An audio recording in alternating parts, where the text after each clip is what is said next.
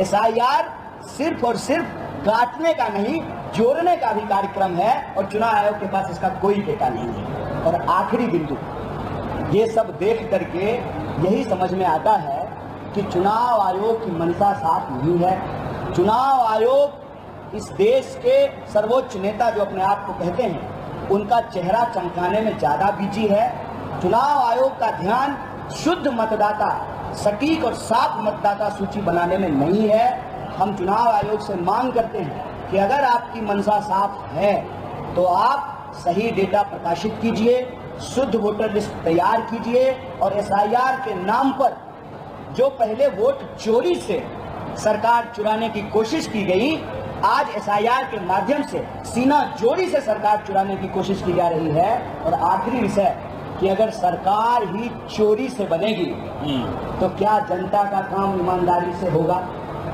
और जनता का काम यदि ईमानदारी से नहीं होगा तो आप हमें बताइए कि इस देश की गरीब गुरबा जनता, जिसके पास एकमात्र अधिकार है वोट का अधिकार, जिसके बदौलत वो अपने रोजी रोटी, कपड़ा, मकान, शिक्षा, स्वास्थ्य, बिजली, पानी और अधिकारों की रक्षा कर सकती है, उस जनता के सामने क्या विकल्प है? मसलन अगर सरकार ही चोरी से बनेगी तो नेता को क्या फर्क पड़ता है? वो क्यों जनता की बात को सुनेंगे? उनको जब मालूम है कि जब चोरी से ही प्रधानमंत्री और मुख्यमंत्री बनना है तो वो जनता के सवालों को क्यों सुनेंगे? चोरी से बनी हुई सरकार जनता का काम ईमानदारी से नहीं करेगी। इसीलिए हम बिहार की जनता से अपील करते हैं, एसआईआर वोट चोरी का एक सीधा तरीका है, ये सीना जोड़ी है, इसके खिलाफ अपनी आवाज को बुलंद कीजिए। वोट का अधिकार रहेगा तो आपका रोजी रोटी का अधिकार भी बचेगा। जब सरकार बनेगी ईमानदारी से, तभी तो माई बहन योजना लागू होगा, तभी तो नौजवानों को रोजगार मिलेगा, तभी तो जो है लोगों को पेंशन मिलेगा, तभी तो किसानों को उनके फसल का दाम मिलेगा।